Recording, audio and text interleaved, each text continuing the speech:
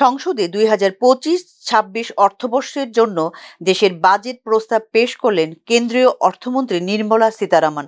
শনিবার কেন্দ্রে মোদী সরকারের তৃতীয় মেয়াদের প্রথম পূর্ণাঙ্গ বাজেট পেশ করেন সীতারামন। বাজেট থেকে কিছুটা স্বস্তি পেতে চেয়েছিল অতীতের করের বোঝায় জর্জরিত দেশের মধ্যবিত্ত শ্রেণী।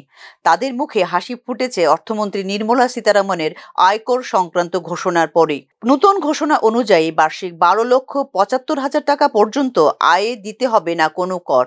এদিকে বাজেটকে মধ্যবিত্ত শ্রেণীর জন্য উৎসর্গ করা হয়েছে বলে প্রচার করা হলেও 2025-26 অর্থবছরে দেশের জিডিপির হার কমতে পারে বলে ইঙ্গিত দেওয়া হয়েছে বাজেটে।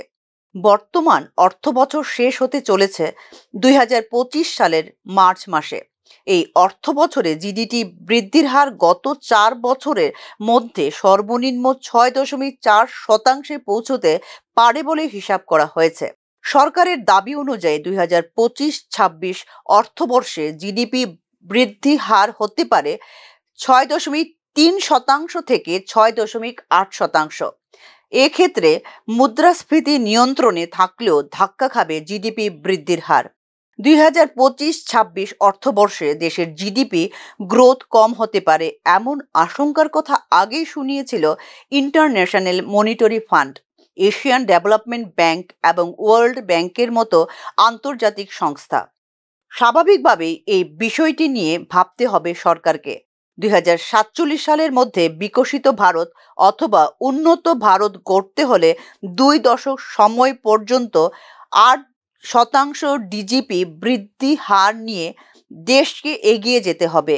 এই গ্রোথ অর্জন করতে হলে বিনিয়োগের হার হতে হবে জিডিপির 35%, বর্তমানে যা 31%। 2023-24 অর্থবর্ষে কর্পোরেট মুনাফা 15 বছরে সর্বোচ্চ স্তরে পৌঁছেছে।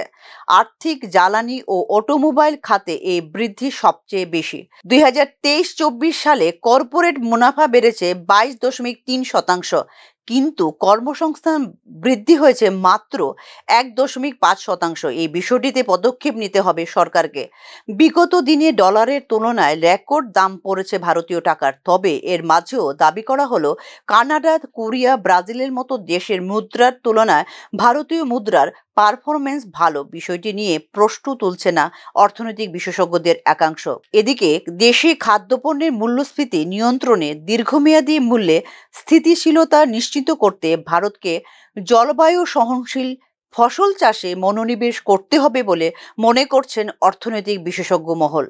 Bureau report, news now.